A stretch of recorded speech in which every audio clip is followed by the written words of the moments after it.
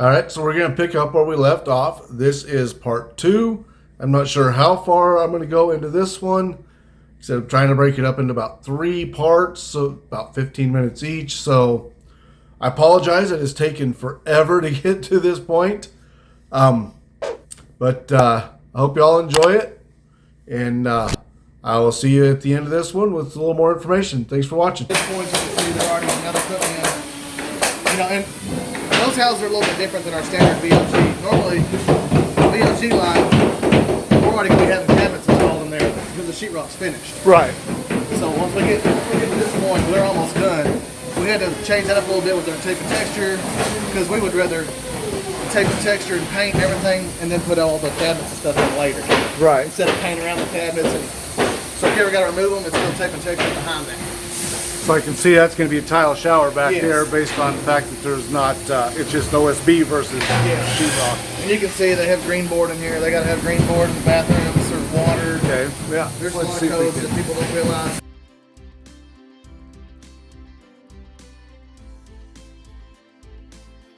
Green board, kind of in all your wet spots just to kind of help with moisture and all that.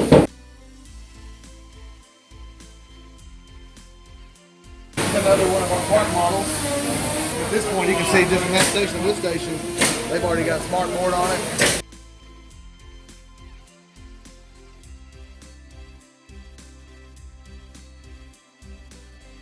And they'll do a base paint, and then as they go through, they'll come back in and just touch up paint, the trim. So from that section to here, they do the painting right here. Yeah, from there to there, they're already putting on all the siding and finishing it outside.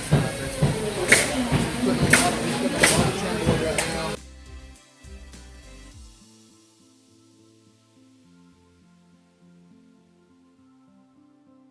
Tin Basically, roof. all exterior, roof, siding. Our house is standard with metal roofs and board siding. That's all we do. Right. We don't do vinyl. You know, a lot of companies, their vinyl siding houses, there's nothing behind them besides a piece of plywood. Okay. That's standard. So you can literally shove your hand through the wall. So that's the ones that are dangerous. And you can upgrade to OSB underlay. Well, instead of doing that, we just use OSB siding, smartboard. Right. It's LP. It's supposed to be like I think a 50-year warranty. I'm pretty sure. Limited warranty. Now, of course, on your siding, you've got not just your paint, but you've got your primer underneath there and then painted, right?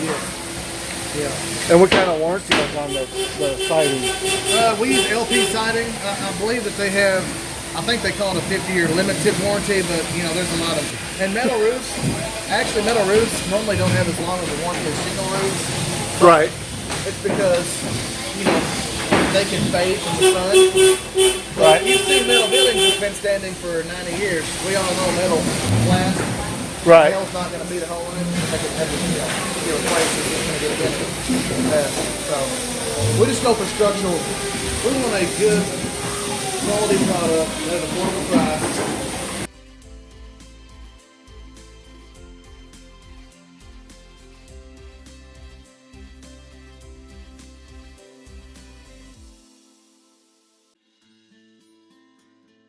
So now, what about like Dad had a home with a metal roof, and you know your rubber washers, they kind of dry out. They can over time, and that's going to be part of your maintenance, and that's going to be one of your limited warranty things. So that's something that if you've got a metal roof, you need to be getting up there and checking type deal. Because all metal roofs, you don't have the boots are rubber, so Right. if they wear out, you can get up there and you tell they're dry cracking after 10 years, you might need to put another boot on there. Right. So, because a lot of people think, okay, I got a metal roof, I don't have to do anything. Well, my experience, you know, as an old apartment manager with a metal roof, we had leaks. I got up there and I found out why. It was because all the rubber was dried out. Yeah. There's always maintenance on anything. So it's even like, okay, on this siding has a 50-year warranty or whatever, but you got to paint it. If you don't paint wood, you know what's going to happen. So Right. there is a responsibility to the homeowner. To the homeowner, you got to keep up your maintenance in order to keep your warranty. Because insurance is not going to cover it if you didn't maintain it. It's got to be in sudden accident. Right. I know that's something that a lot of people forget about when it comes to warranties is you got to do your own maintenance on the building too. Yeah, insurance is the same thing. They're not going to just pay you to have it. You got to be responsible for some kind of maintenance. When it goes over to this station, they lift it up in the air. These come out of the ground. It's not on axles and tires until it gets to this station. Okay. It's sitting on those rollers I showed you. But here, Right. this is when everything is finalized. They put the cabinets, everything else in here. So that lifts it up perfectly level. So now you got a level frame all the way down. They put the axles and tires on it. They're still working on trim, various things. Then they'll let it back down from here, and then it starts going out the door. And as it's going out, that's when the touch-ups happen. Trim work that needs to be done, inside and out, final finish, windows, window awnings, the little knickknacks that come out. Right. We can walk back this way. I'll show you the rafters.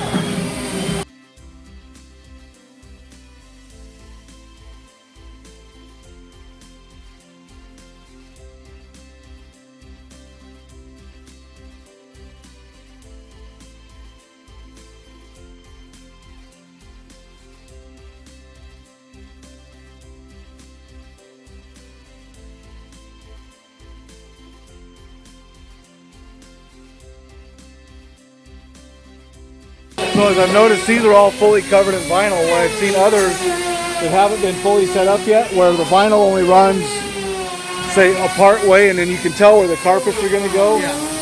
Now you guys, even if there's carpet, you run vinyl all the way. Yeah. Okay. It's easier. It's actually more production friendly just to run the vinyl and then throw the carpet on top of it. Okay. Because I saw that, like in another manufacturer, they had the options listed, and that was actually extra to have vinyl all the way through the floor.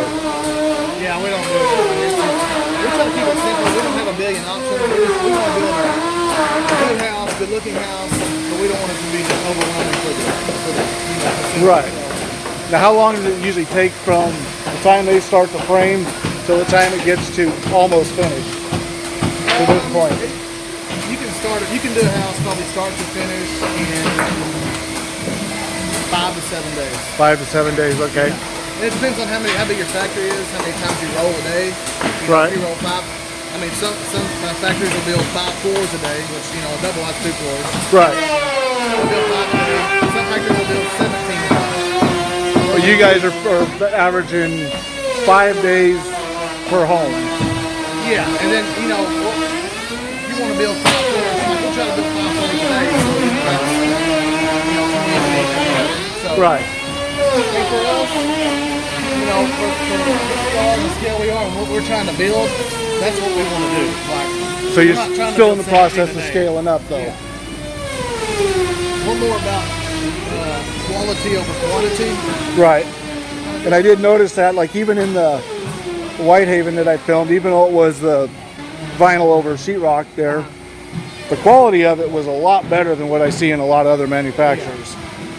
And most manufacturers will use a 3/8 sheetrock. Even our vinyl's a 1/2 inch.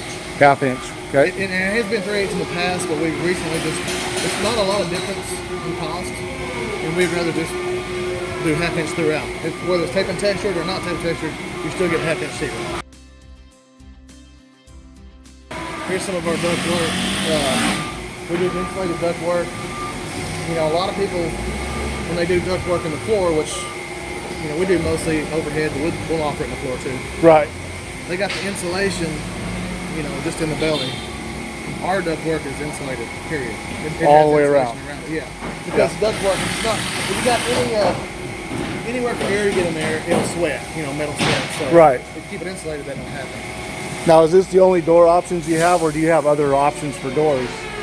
This is front and back doors. We have patio doors, for exterior sliding doors. Okay. I mean, we've had people request, hey, I want French doors.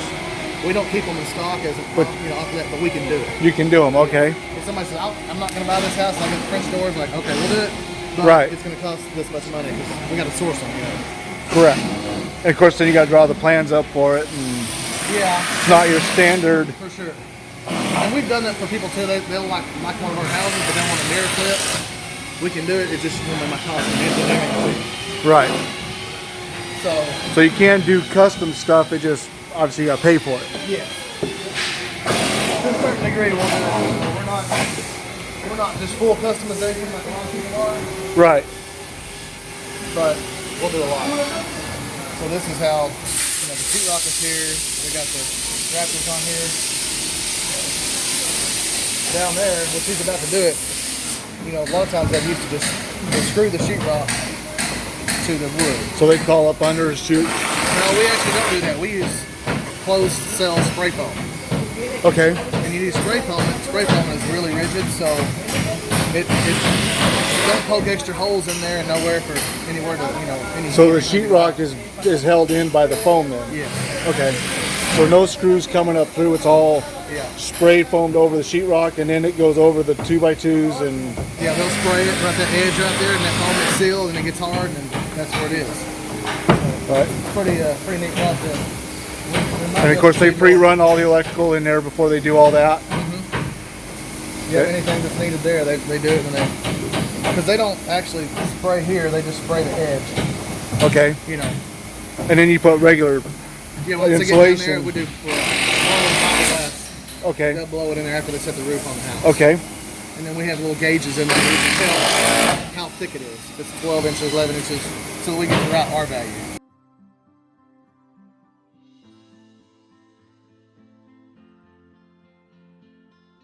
Okay, so now these screws that he's putting On the in. exterior, you have to screw down the exterior for sure. Okay, so he's actually screwing into the sheetrock there then. Yes. Okay. Because that's actually going to sit on top of another wall. Right. This part, a lot of these won't be sitting on walls, so if you did screws all the way down, you'd have to float all that out, and then it's just more chances to see nails and screws popping through the sheetrock. Right. So we're trying to make it look as clean as possible and still have the structural integrity. Right.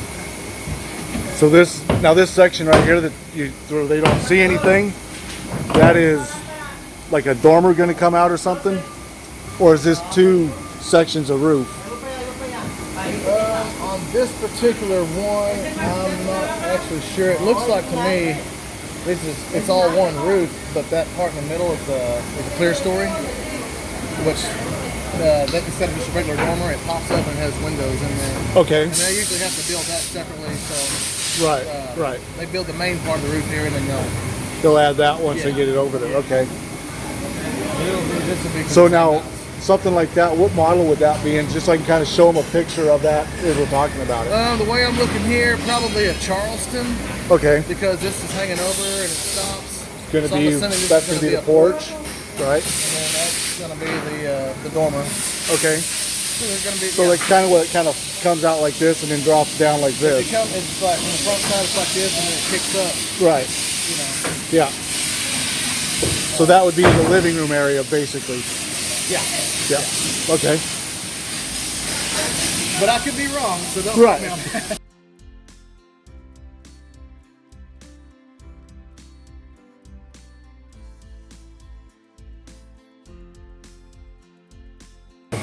And then from here, it goes down to where we kind of looked at where they're doing the tape and texture underneath it. This area right here picks up, it comes over, picks it up. That's a track that goes all the way across, and then it lowers it down over there where they can get in and work on it. They finish taping the seams, blowing putting the sheetrock on there. So now this flat spot, this flat one that we're looking at, obviously they'll level that out before they start doing the tape and texture on it, right? Or this part that's hanging down just as we get to where we were at before? Yeah, they get it all level, and they come in, float all the seams, put the mud on, finish it out, and then once it's done there, the roof, the ceiling's done. And then it just goes right on to where they're going. Right up, and everything has to be in coordination because you're working on the roof for the house. It's, the floor's over there while those guys work on the frame. And then all of this is just rafter storage. So everything, the rafters have to be engineered through. As you can see, they have some metal.